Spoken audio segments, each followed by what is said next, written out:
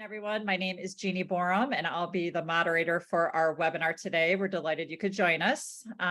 So for those of you who have never participated or watched one of our recorded sessions before, I'll just give you a very quick overview of what to expect during this next hour together.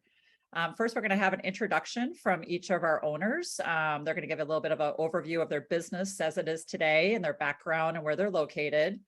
And then we're going to go ahead and turn the floor over to you as our participants to have an opportunity to ask your questions.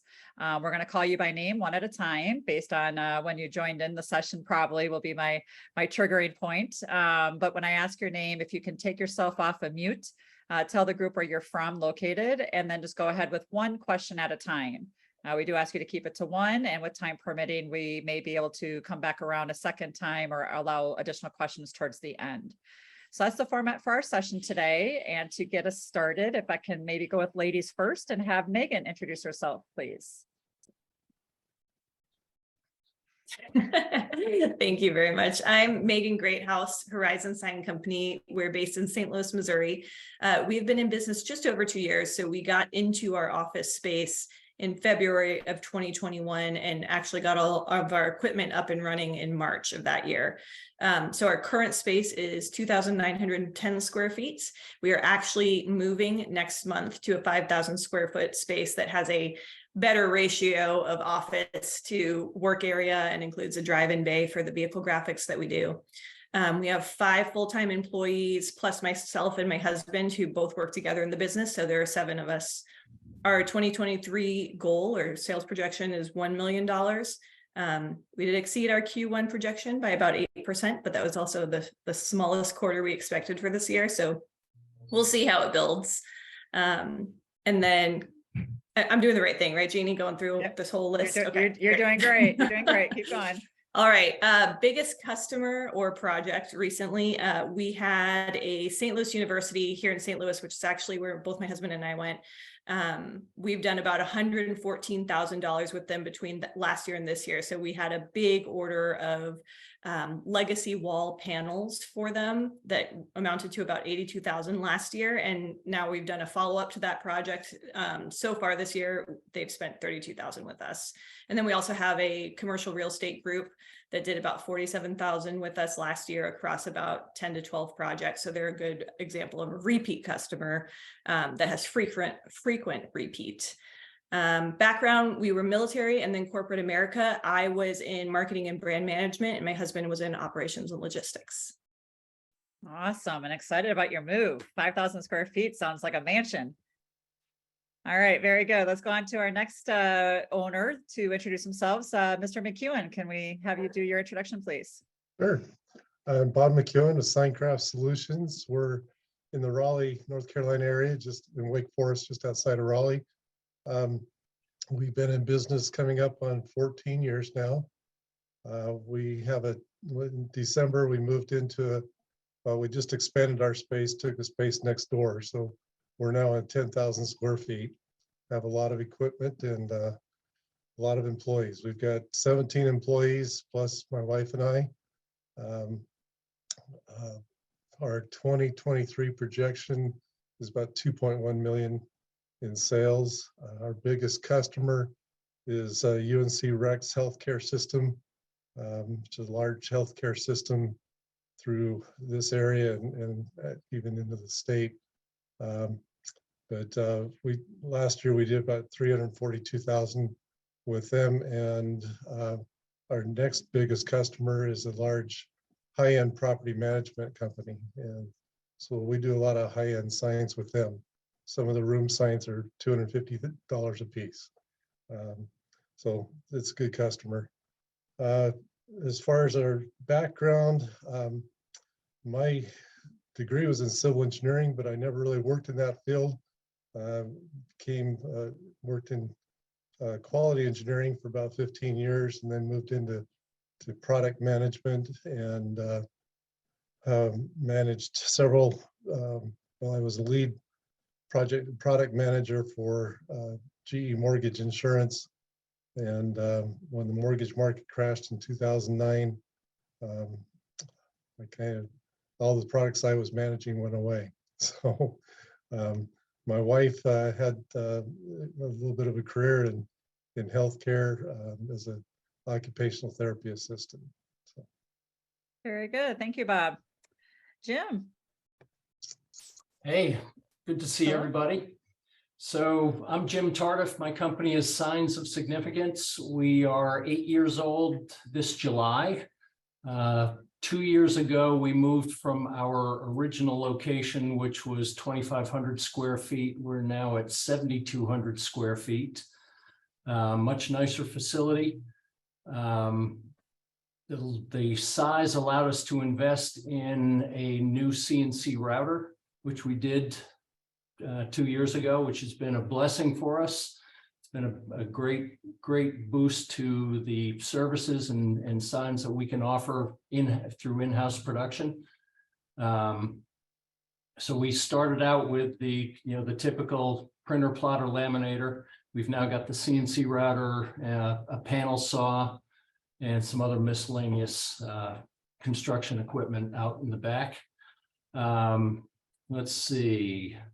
Size-wise, we will do about 800,000 this year, which is up from last year by about 150,000. Number of employees, we have 4. We're looking to hire a 5th at this point, and maybe even a 6th on top of that to support the sales efforts. We right now have more opportunities coming in than we've got the bandwidth to handle. So we're continuing to grow. So I always say it's a great problem to have, but it's still a problem and it needs to be solved. So we're working on that one. From clients, great clients for us. We've recently become the sign shop of choice for one of the large shopping centers up here, one of the outdoor shopping centers. So we get all of their business. Other great customers. We've got a sandwich shop that is going through franchising, tremendous growth. So we do all of their signage for every time they open up a new location. Several developers. We were the benefit of some older sign shops going under during COVID.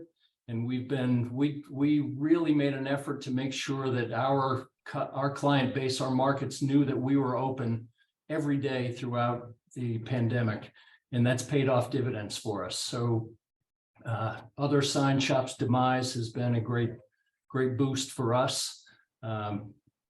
And by doing a lot of the networking that we do, we've been able to take advantage of that. My background, I spent, similar to what Bob was just talking about, I spent 30 years with General Electric, retired from GE, spent about 3 years as the global sales director for another company here in Atlanta.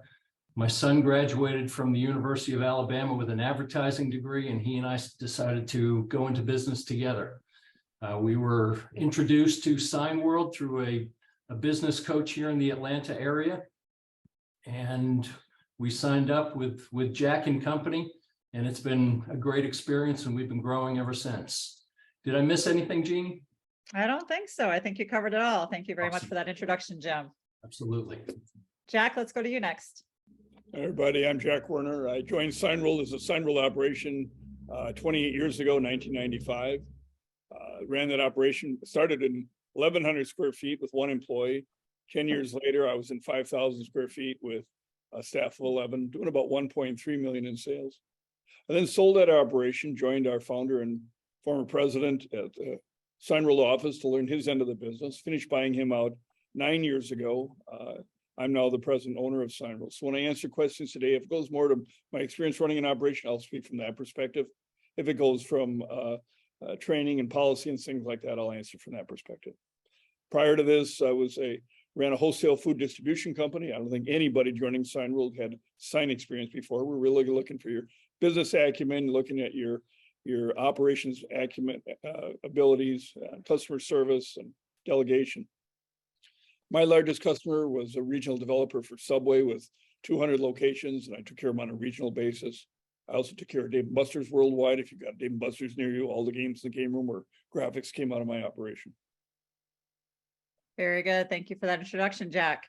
All right, now's the fun part. We're going to turn the floor over to our participants. Again, I'm going to call you by name. If you can make sure you're off of mute, tell the group where you're from and where you're located, and then go ahead with your question that you have for them. So I'm going to start with Wes first. Wes, I see you're already off mute. Go ahead and tell the group where you're from and give us your question for today. Sure, Jenny. Thanks for having me on your call. And I'm in Alpharetta, Georgia, just down the road from you, Jim. And my question for today is, as you were first starting up your business and you had the original package of equipment, and how did you handle orders that didn't fit that equipment? Good question. So let's start with our newest owner, Megan. I know you've expanded a little bit, but what did you do when you didn't have equipment to do some of the additional projects that the basic equipment doesn't do? Use a lot of the Signworld vendors, either preferred vendors or just vendors we've been introduced to via Signworld and some of the other owners. And of course, sometimes we're using, working with other owners in the Signworld family. We have a handful of them here in St. Louis, two in particular that we've worked with pretty closely at the beginning. We reached out to them a lot, as we matured a little bit. We haven't had to as often, but we've always found that other Signworld owners are very happy to work together and collaborate when you can make it happen. And just to expand on that, as far as managing the project, you're still the point person for all the different points of the project. Yes. So we'll take in the order. We'll let them know, all right, we'll get back to you on pricing. We'll reach out to whichever vendor or fellow Signworld company we think can help us get the job done. And we'll price accordingly from there, and then manage the whole project with the client. So oftentimes they don't know, it's not that we're necessarily hiding the information, but they don't know that we're outsourcing some or all of the project, because we're still kind of pulling it all together for them. If there's permitting involved, we'll make sure we do that. We have a designer, so he can help with that. But we'll get that fabrication that we can't do in-house done elsewhere, and then go install it ourselves. Awesome. Thank you, Megan. Jim, your thoughts on that? Yeah, very much like Megan. I would say, especially when you first start out, you use the other Signworld shops in your local area. We did that, and they were all tremendously supportive with us. As you begin to learn the business and learn who the other vendors are, the other fabricators, you start developing those relationships, both with the preferred vendors through Signworld, as well as some of the local fabricators. We don't build our own channel letters, for example. We've got 2 or 3 fabricators in the Atlanta market that we work with on those. Installations, we don't do our own installations. We outsource all of that stuff. So you find what that right mix is for you. I think Signworld does a great job with the printer, plotter, laminator package that you get. Those are the 3 basic pieces of equipment that you'll need to do a lot of the early types of signs that you'll be challenged to build. And then you'll grow from there. Very good. Thank you, Jim. Bob? Very similar. Just Signworld has a good list of preferred partners, and they'll do a lot of the signage that you need to do.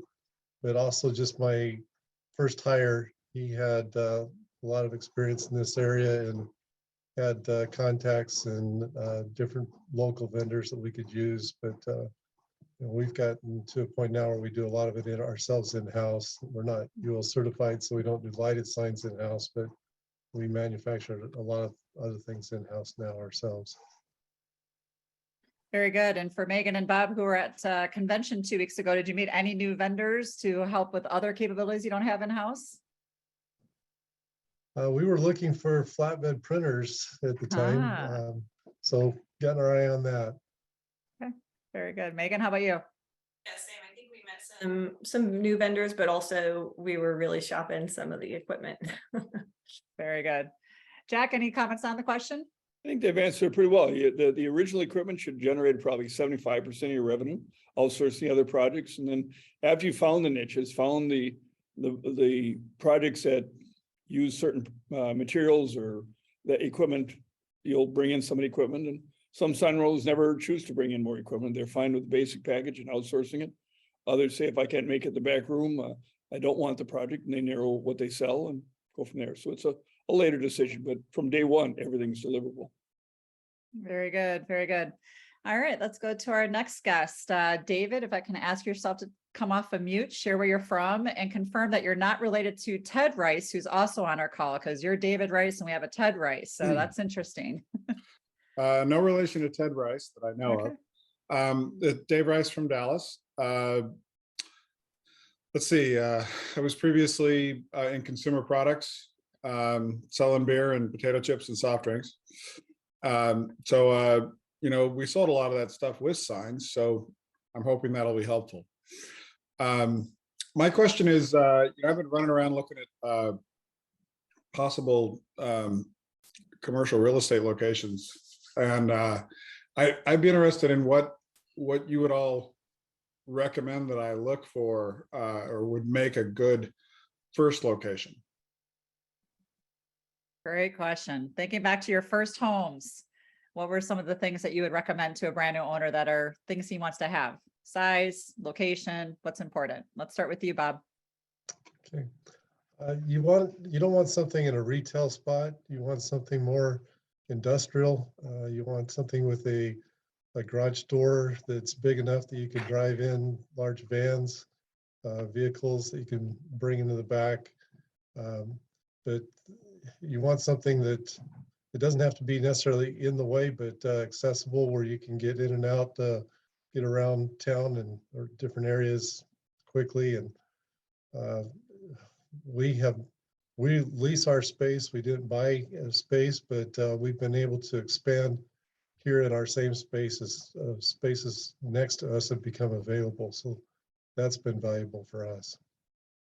Very good. Thank you, Bob. Jim, how about you? Well, they say the three most important things about your location or your spot is location, location, location, right? So my recommendation is, you know, we started out at 2,500 square feet, which was a perfect size for us. It was a light industrial place, like Bob said, and I echo that. I would not recommend going through the expense of being out on a main drag somewhere. My business is focused more on business to business. We're in a light industrial area. We're intentionally not looking for walk-in business. I like to say we're really a project management house that happens to work in the sign industry, right? So we're really looking for that kind of a business, that kind of opportunities. So start out on the smaller side. You'll have opportunities to learn your city or your geography a little bit better as you go through it, as you go through the first couple of years of growth. And when it's time to move into something a little bit bigger and invest in new equipment, you'll have a better feel for that stuff. But centralized in the business community as best you can, and a light industrial spot. Very good. Thank you, Jim. Megan? Points, definitely light industrial is where we went. We do not find walk-in traffic to be very valuable most times. For us, I do think that we're in a pretty central location, and that's helpful. We're in an area of St. Louis where we can get across the river into Illinois. If we have some jobs in Southern Illinois, we can get all the way out west where you're getting past St. Louis County. And it's helpful that we're central. We did not start with a drive-in bay, and that is something that is not all, but part of the reason we're looking to move sooner. So I think the other thing I would add is if you're able to start with a slightly shorter lease with an option to renew, so you're still locking in some of those, terms where you see on paper what they will be. But if you can get maybe a 3-year lease with an option to renew for 3 more instead of a 5-year lease, which is what we did, you will have fewer of the headaches that I currently have with subleasing our space so we can go to this new spot next month. Very good. Thank you, Megan. Jack, your thoughts? We really believe the ideal spot, and again, it depends on what real estate's available in your market. Each market has a little different demographics of what's available. I believe the best is in the 2,200 square foot on a 3-year lease, as Megan said. Even though it forces you to move sooner, you really don't know what the footprint you want to have long-term is. And so being able to move to that footprint sooner. You could go larger and live there longer, but then if it's not the right footprint, then you're stuck there longer. So, but David, I want to ask you a question quick, if I can. The other people on the call here, if they go deeper into Signworld, will come to one of our regular Discovery Days that we have in Orange County, California. But you were at our last Discovery Day at our convention a couple of weeks ago.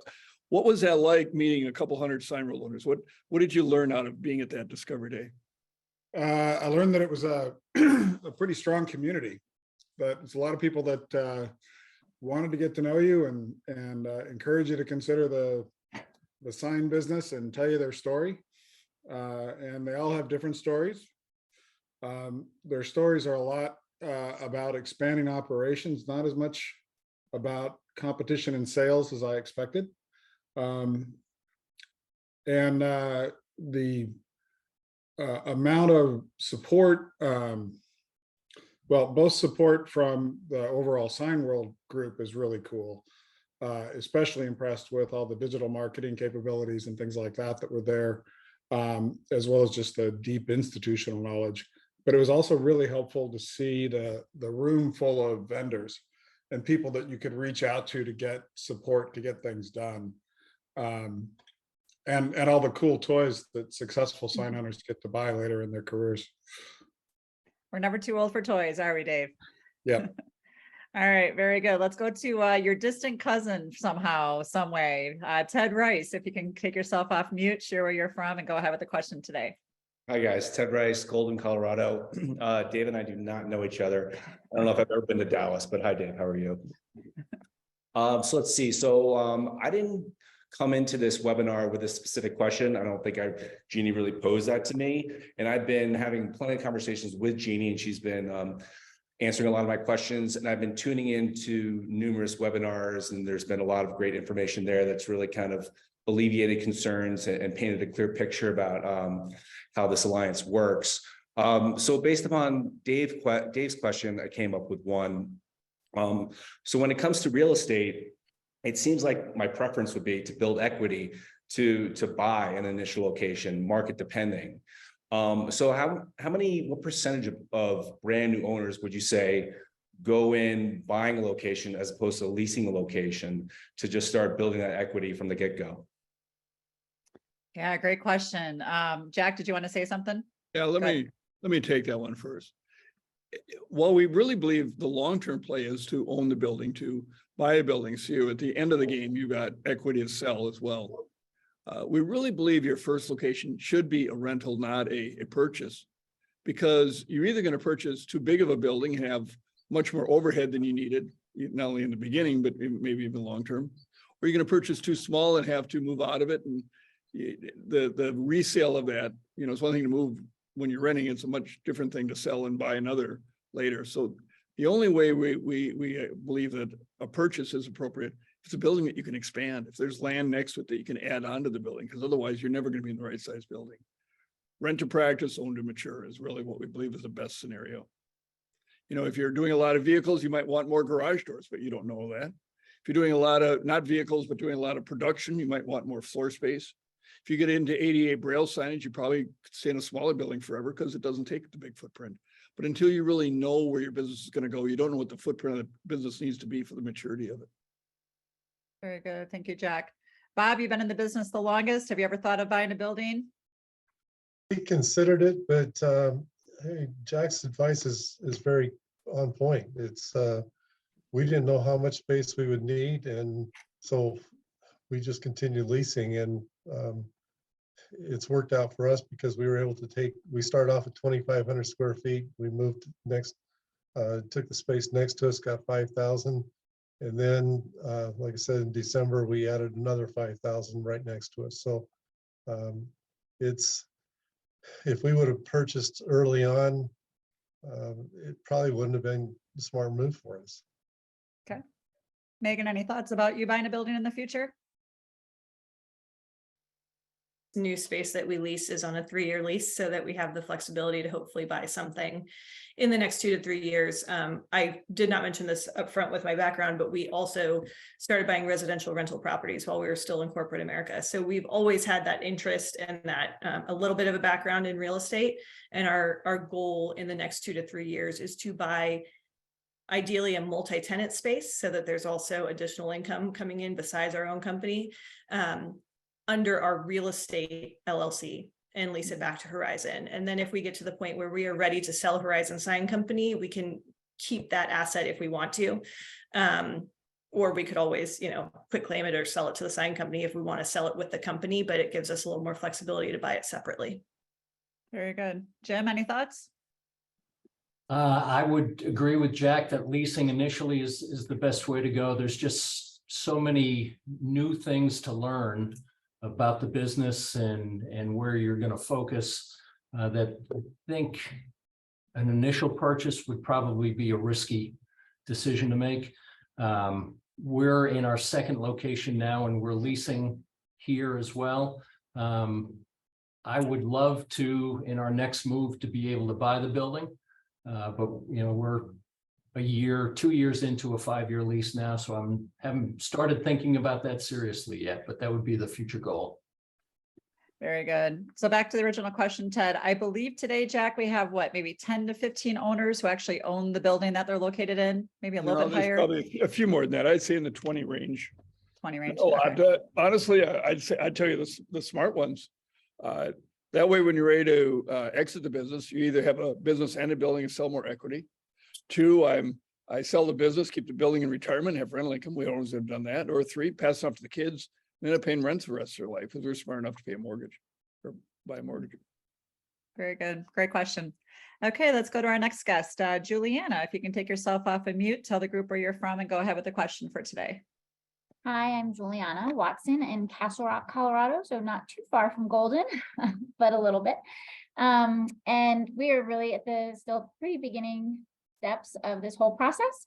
But I have more of a relational question, I think. So all of you seem to have gone into business with your spouse or one of you with your kids. In the beginning, how much did you guys divide and conquer in learning, or did you guys say everybody, you were both all in 100%, everything coming at you, and because we've never done anything like this, so we're just trying to figure out what is that going to look like. Right. You want to stay married for each person, but at the same time, there probably are some similarities.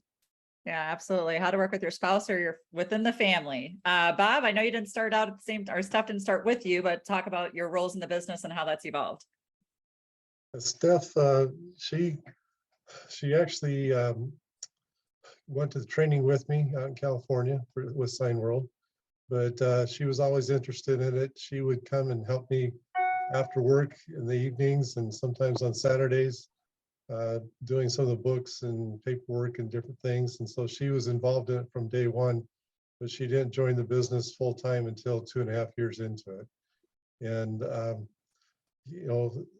finding out what our roles and responsibilities were and who was doing what, I starting off as the business salesperson, I did most of that, and she kind of moved into the role of taking care of the books and a lot of the admin duties. And it wasn't one of her strong points, but she learned how to do it. We kind of set ourselves up with offices on the opposite sides of our space. So we weren't sharing an office.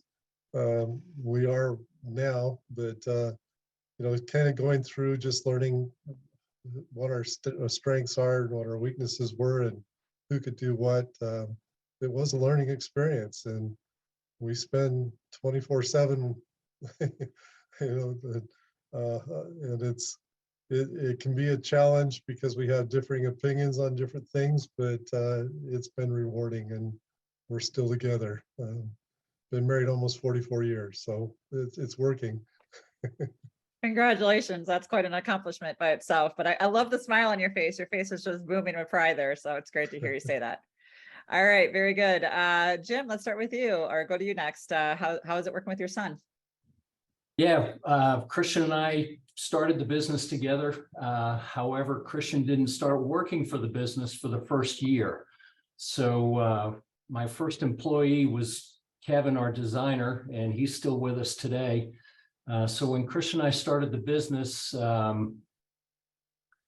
he had done an internship with me in a job that I had previous to this. And the owner of that company had said, Christian, when you graduate, there'll be a job waiting for you here if you would like to come. And he could afford to pay Christian better than I could at the time, right? I said to Christian, right now, I can't afford to bring you into this business and pay you at a rate that's competitive to what Jeff can pay you. So go over there, start your professional career. Kevin and I will get the business, the sign business up and running as soon as this business can afford to offer you a competitive compensation plan to what Jeff can pay you, we'll bring you on. And it was 1 year later that Christian left N3 and started working as our VP of sales at Signs of Significance. It's been one of the greatest joys I've had out of this business to watch this young man who basically just out of college turn into truly the VP of sales, and he leads our organization in selling now. So that's been a great pleasure for me. Wonderful. Thank you, Jim. Megan, how about you? So my husband and I, David and I, started this together from day one. I was actually looking at businesses first. I had already left my job, and he decided after COVID, he wasn't going to want to go back to the corporate world. Dave Rice, he was also selling beer, more on the operations side though. But so we went into the search together, and he was the one who I think first spoke to Signworld and got very excited about it. And we've kind of followed all the steps together since the beginning. So we went to the trainings together, but we also have divided tasks and kind of have our own lanes within the business. So we've learned together, but we divide the daily tasks and what we're doing. And it's pretty easy. We are, as Jeannie and some of the other people at Signworld probably know, we are that example of opposites attract. We're very different people. And so we very naturally gravitated to different things in the business. I had the marketing and branding background, so I do a lot of our kind of bigger picture, further out business development, networking, marketing, more of the admin HR side of things for us as well. David's very heavily in the operations side, which is what he did in the corporate world. So the fact that we had those varying business backgrounds was helpful because it made the lanes pretty clear from day one. And it's certainly a challenge to work with your spouse, especially if, like in our situation, we're both pretty strong-headed people, but it works out fine. I mean, I think we are doing quite well. We're happy. We're not nearly where Bob is, but we're, almost 13 years married. And I think that having a business together has actually strengthened our relationship, which might not be the situation in 100% of cases, but for us, it's working out. That's fantastic. Thanks, Megan. Jack, your thoughts? First off, before I give an answer, we're going to show a couple of slideshows in the background. There's no audio to them, so we'll continue with conversation. The first slideshow shows what is a sign, not only what the original equipment will make, but what will need to be outsourced, at least temporarily, till you bring in the equipment, along with some things that you might not even think of as a sign that shows just a breadth of what our product offering is. Second slideshow, actually, that should be the second slideshow. The first slideshow is showing some of our operations inside and out, so you can see what facilities look like. Then what is a sign? The third one is some of our wall of fame, showing you some of the bigger projects that Signworld Owners have accomplished, just kind of showing you where the projects can go. Our population is made up about 60% guys doing it by themselves, 9% females doing it by themselves, 30% husband and wives, 1% other partnerships. So we got a little bit of everything. It doesn't take a husband and wife to do it. 2/3 of our operations are doing it solo. And then into that mix, and Jane and I, we haven't really calculated the number, but I'd say we probably have about 8% of the operations, about 25 that have, as Jim does, has a son in the business. So we've got a number of second generation operations that they're growing up and learning the business world with their parents, and then they're the legacy of the business. Very good. Thank you, Jack. Okay, our next guest, unfortunately, I do not know your name. I can only read your phone number. It starts with an area code 380. If you can take yourself off of mute, if that's you, And tell us your name, where you're from. I know when you're dialing in on the phone, sometimes those Zoom buttons are hard to find. Gonna watch and see. All right, I'll keep watching to see if you're able to get off of mute, but I'll go to our next guest. Also don't know your name, but I see APS Security as your screen name.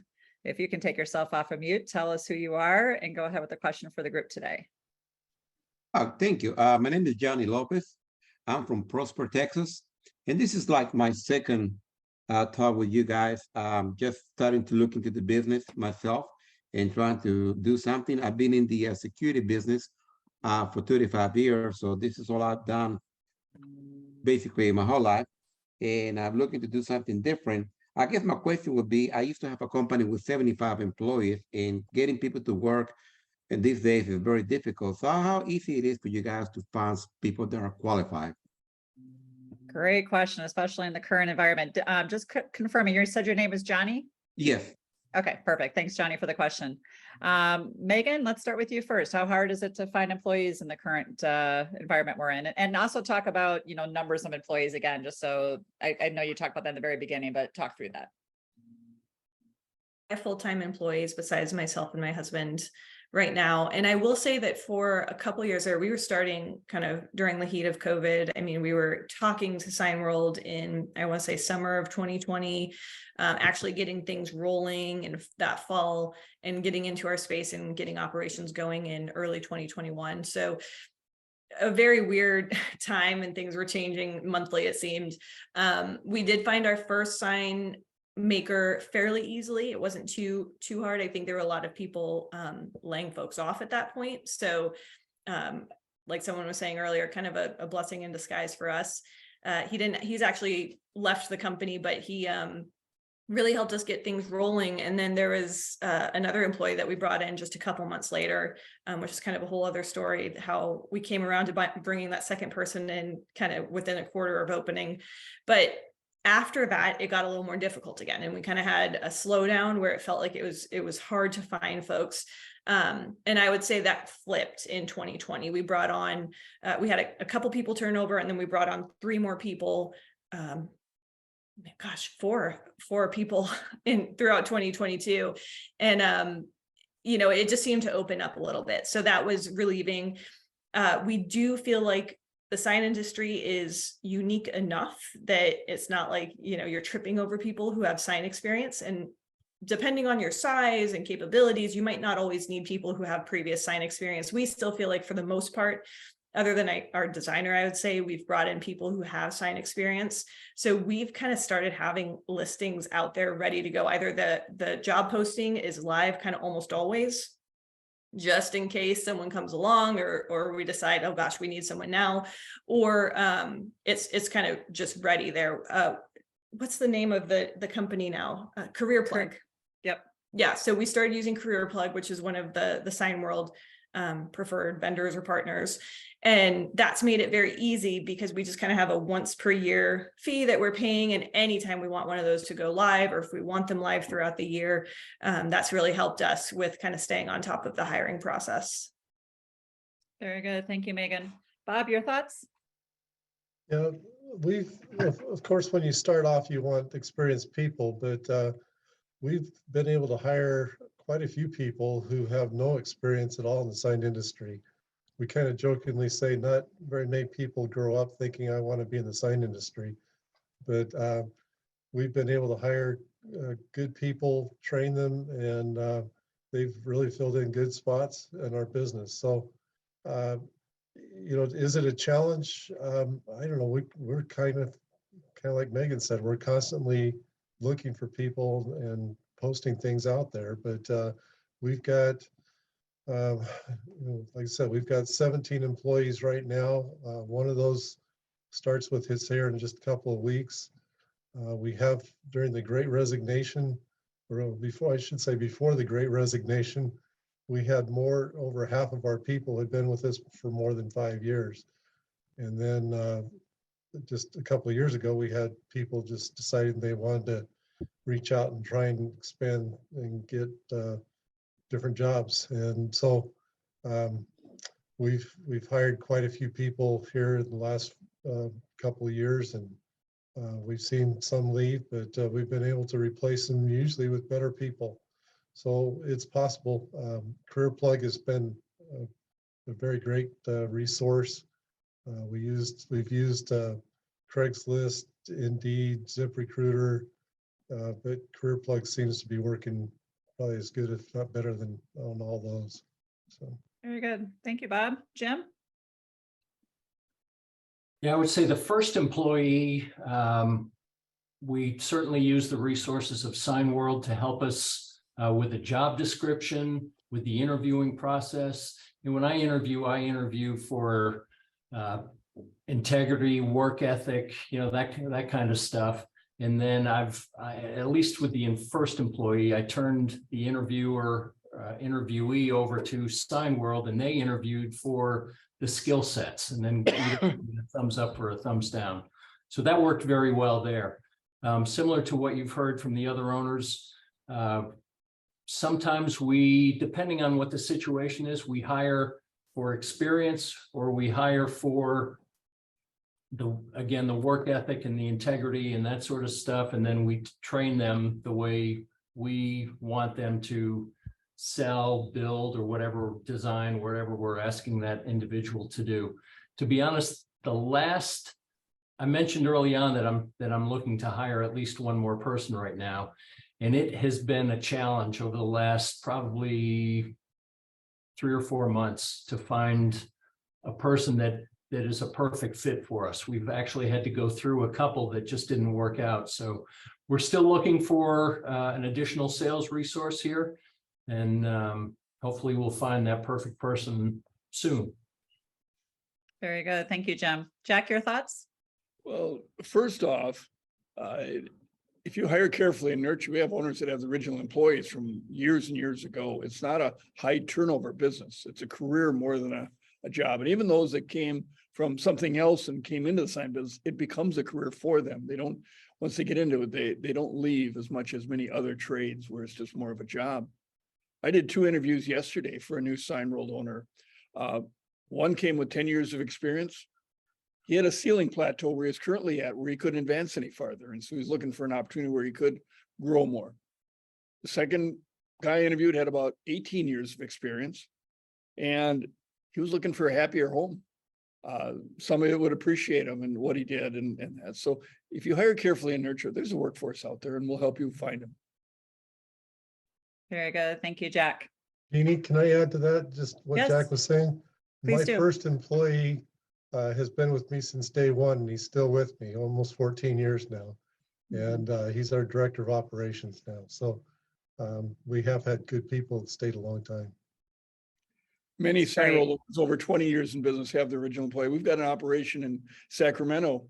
After 31 years, the owner's retiring and selling it to his original employee from 31 years ago. Yeah, absolutely. Lots of tenure there. Very good. So that's the first round of questions. Area code 380 on your phone. I'm not sure if you're still able to get off from mute to ask a question, but if not, anyone who wants to, at the bottom of your screen, click the button for raise hand if you have a second question.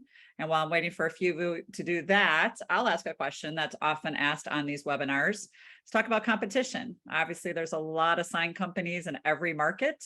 What do you view your competitive advantages are? Tell us a little bit about how you got past, the fact that there are a lot of sign companies when you chose to join Signworld, and just your thoughts on competition today. So let's start with you first, Jim. You talked about being in Georgia and Atlanta. There's lots of sign companies there. What are your thoughts?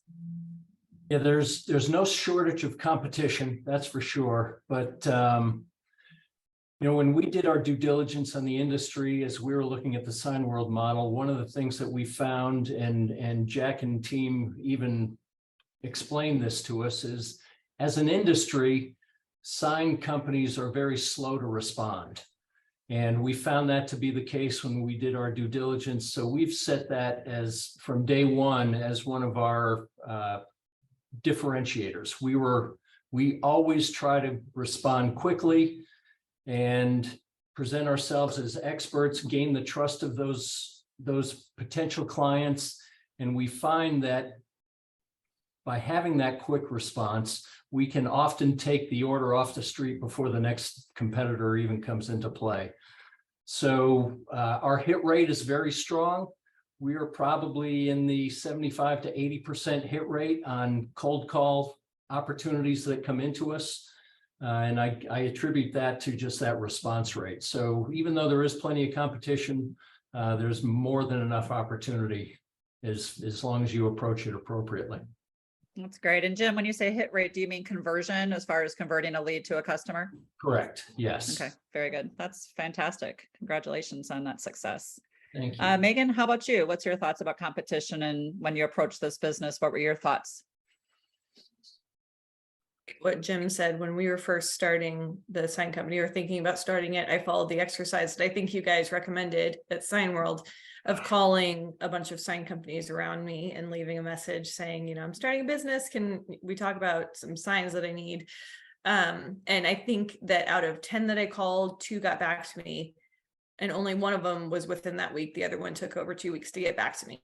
So I figured that either means that these are not well-run companies, or there's just more work than the sign companies that are currently here can handle, or both. But we certainly see that there's more space in the market for us as we're getting built up and, you know, shooting for that first $1 million in annual revenue. That being said, I mean, I think that to differentiate ourselves, we really are trying to come at it from a professional standpoint. I think there are plenty of the sign companies out there that were started by folks who are good at working with their hands and at making signs, and not necessarily great at running a business and getting processes and procedures in place and handling clients in a professional manner. So we've gotten a lot of really great feedback about our level of professionalism and how we work with the client in kind of a consultative manner from the first time that we call them. And then we're also trying to hire really good people that we want to be around, because we find that when we have those good people with us, we're getting feedback on that as well. So I've started saving little snippets from emails that we receive from clients saying, hey, the sign looks great, and thank you so much. Darion was a pleasure to work with. We loved having him. Or Josh was really great. He was just a wonderful guy. And as we move into our new space, we're going to set up a little brag board where we're putting that up for our employees to see too, because I think that's a differentiator for us. You know, and I'm sure there are some other things. I mean, personally, I did get us WBE certified with the state of Missouri, so that will help in certain cases. But the competition is there, but it's not insurmountable. Very good. Thank you. Bob, what's your thoughts? A lot of these sign companies that are around you aren't very big, and a lot of them don't do very many different things. A lot of them will do T-shirts or you know, different things that we just hardly even deal with at all. And so you don't have to be intimidated by that. There's you know, as others have said, if you answer the phone, your customer service is good. You know, you want to be excellent in your customer service. You want to be responsive. You want to be friendly. You want to be able to go out and visit them and have them feel good about you doing it. And as you fulfill what you say you're going to do, you're ahead of almost every sign company out there. And so you just keep going and doing what you say you're going to do, and doing good quality signs, and the business keeps coming. And you know, right now, about 90% of our business is repeat business, and we get a lot of referral business too. So you do a good job, people keep coming back to you. That's great. Bob, did you say 90% repeat business today? Yes. Yeah. Wow, that's fantastic. Very good. Thank you. Jack, any thoughts on competition? Knowing that most sign companies out there are independently owned, the great majority of them are owned by a former sign maker, one of those employees you might have hired. While they're good at making signs, they're single task focused. Hey boss, I'm done with the current job. What's next? And then what's next? Over years, they saved up nickels to buy their own equipment to become their own boss.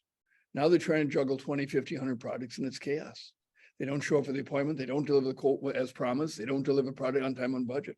So what we purposely do is don't bring in sign makers to teach them how to run a business.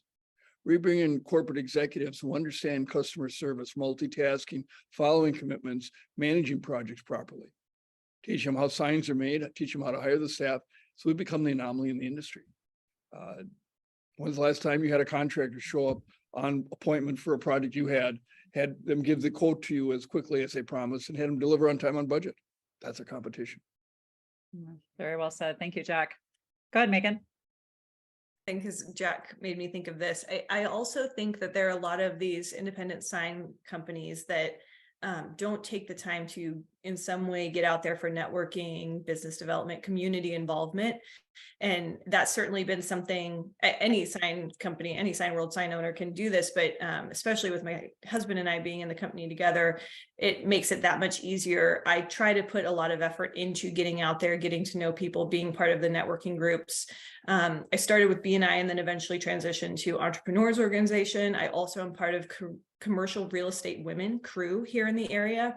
And this year we're starting at their very lowest levels for sponsorship, but we just became a sponsor of crew because we are a woman-owned sign company. And we are the only sign company, to my knowledge, that's ever been involved with crew or been a sponsor of crew. And so we're seeing some good projects come through from those connections as well, because we're just taking the time to get out there and be part of these types of organizations and the chambers of commerce and things that I think oftentimes business owners shrug off as I'm too busy doing the things to go out there and plant these seeds. But I think the seed planting can really help in a competitive environment. Absolutely. Thank you for those thoughts, Megan. Okay, I do see 2 hands raised. Wes, yours was up first. If you can go ahead and take yourself off mute and share your question. Sure, Jeannie. Just my question is as I'm trying to better understand the business model, how much of the work that comes is graphic ready, graphic complete, or how much of the projects that you do where you do either some or a significant amount of graphic design work? Very good. So thinking about the projects that come in, what % of them are you creating more of a custom design for versus they're giving you a template file? Let's start with you, Megan. I don't know that I can give you a percentage off the top of my head, but I will say that I believe 100% of our best and favorite projects come in with design somewhat ready. So we are spending time on taking whatever they have designed and translating it to what can become a physical sign. We're spending time having our designer take that stuff and put it into permit documentation. But when someone comes to us and they're like, I want to wrap this food truck, and I don't really have a logo, but I have a name and I have some thoughts, but I'm not sure. Like those tend to be the projects where people hem and haw and it takes a really long time and we spend way more on design time than we should. So we've actually gotten to the point now where if someone comes to us and they're just like, hey, I'm at ground zero, just trying to figure out what I want to do here. I don't even have a logo. We're like, you know what? There's this awesome service called Fiverr. If you go there, you can get some design stuff started, and then we can help you turn that into what would look good on a food truck or on the side of a building or whatever the case is. I do feel like the most valuable projects that come to us usually are businesses or organizations that are at a level where they already have a lot of that stuff in place. And they're like, yeah, we'll send you our vector art and then we can go from there. And that's a big deal. And we've noticed the difference in whether the juice is worth the squeeze based on some of those early indicators about how much they have put together already. Very good. Thanks for sharing that, Megan. Bob, your thoughts? We have 3 designers, but we rarely do a design like creating a logo for a company. Usually they're giving us the logo and we're designing something for us. And similar to what Megan said, we're taking it, trying to find out how it's going to fit on the building, how it's going to fit on a vehicle, just coming up with creative ideas for things. If you're doing a vehicle wrap, you got to take what the customer has and be creative about what's going to make it stand out. So those are some of the things you got to add to it. But yeah, most of what the customer gives us is their logo, wanting to do something with it, and we're just taking that and figuring out how to do it. Very good. Jim, your thoughts? Yeah, similar to what everybody else has said, we typically ask our customers to give us a vector file of a logo. We can certainly help them with design from that point on. My first hire was a designer, and he's still with us today. And Kevin's skill set is tremendous around sitting down and listening to a customer explain their vision for their sign and being able to convert that into a proof that they can see, something tangible. Matter of fact, we just had a customer come in this afternoon that came down from Dahlonega, Georgia, which is about an hour to an hour and a half north of here. She said, we've been looking for a sign shop for 3 months that would listen to what I wanted to do and help me convert that into something tangible. And she's been working her way south, ended up with us. She came in and sat down. Kevin and I sat down with her today, and she said, I found my sign shop. Right? You guys are the first guys that have listened to what I want to do, and you've got the creativity to turn that into a reality for me. So that creativity can be a true differentiator as well. Absolutely. Thank you, Jim. Jack, any thoughts? And just real quickly, we're really in the enhancement, embellishment, blow up, manipulation business than we are in the true art creation. Customer already has their logo, it's how we can enhance it. If you need extra design help, we've got outside resources that can do stuff beyond what your sign maker can do. And you're going to bill and charge for whatever is put into the project, whether it's just simply production or it's design and production. Very good. Thank you, Jack. Okay, we have one more hand raised. David, if you can take yourself off mute and go ahead with your question for the group. So, I notice in the discussions and in the business plans, I'm seeing really consistently, everybody's talking about differentiation based on customer service. It sounds like we're going to try harder, but there must be some capability that's actually invested in or built to be able to do that in a differentiated way regularly. What would you prioritize as you're launching to make sure that you're able to deliver that differentiated customer service? Is it hiring a designer, an office manager? Is it, what is it being out in those networking groups? What would you prioritize to deliver that differentiated customer service? Jim, let's start with you first. So like Megan was talking, I have a tremendous focus on networking and not only participating, but being involved in the organizations so that Signs of Significance stands out. Megan also said that very few other sign shops are doing networking. I am the only sign shop that does the Chamber of Commerce, the economic development networking groups, the closed networking groups, and all of the organizations that I belong to. I'm the only sign shop that participates in any of that. So that's a real differentiator. We've been voted the best sign shop in North Atlanta for 3 years in a row now. And I attribute that to the fact that I'm out there through these networking organizations, making our brand, developing brand recognition for Signs of Significance. So that's huge for us. Very good. Thank you, Jim. Bob, how about you? What's your advice to a new owner to separate themselves from the competition? Like they talked about, I did a lot of networking. That's how I built my business, because I felt like people would do business with people they knew and trusted. And so I was involved with BNI, a lot of different networking, the chambers of commerce. I've got a hotel motel association that I belong to. And I've served on the board for 3 years of the Lake Forest Chamber. Stephanie served on the Raleigh Chamber board for 3 years. I was on the board for the Hotel Motel Association for 3 years. So we've been very involved in that. In BNI, I held almost all the leadership positions. So being involved, but it's also just when a customer calls and they want you to come and stop by and talk to them, you do it.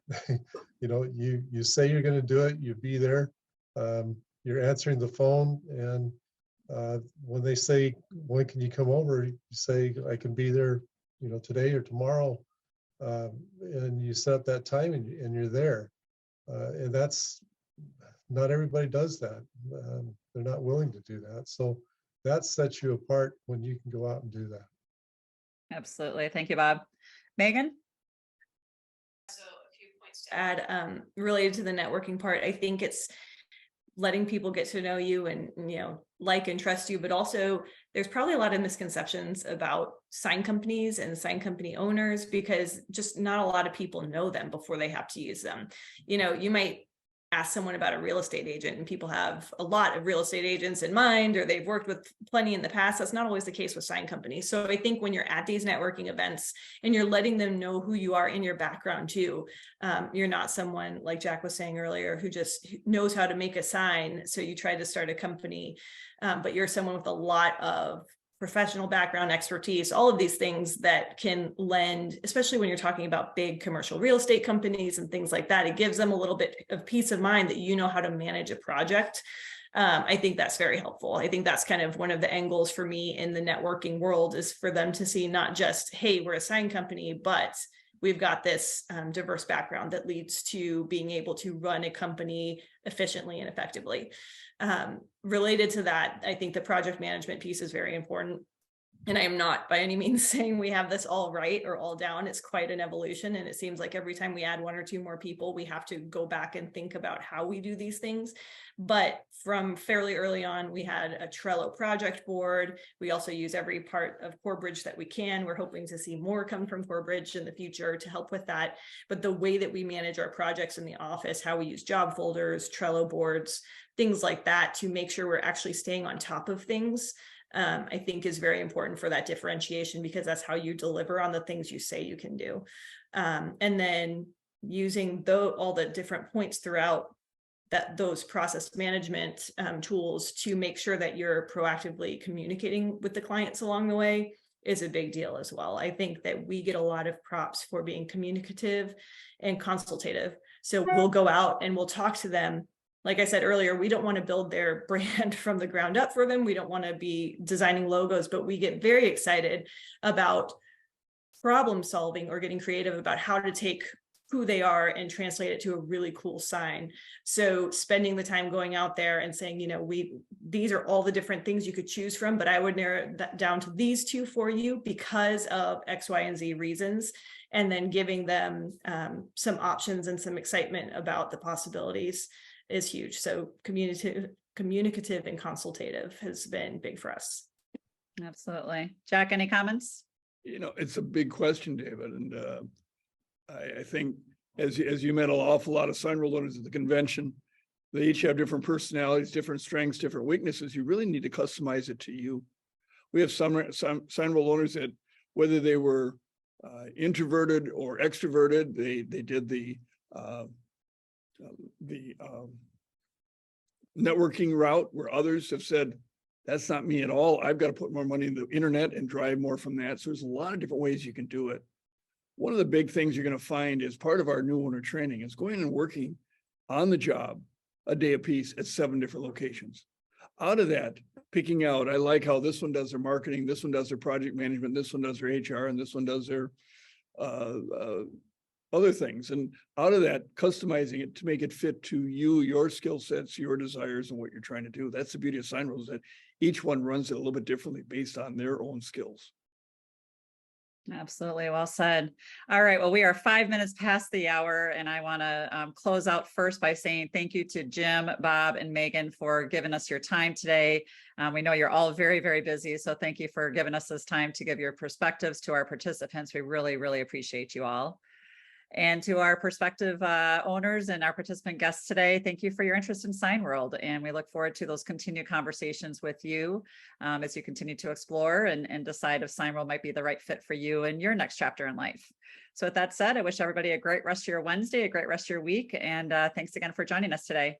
Bye, all. Thank you.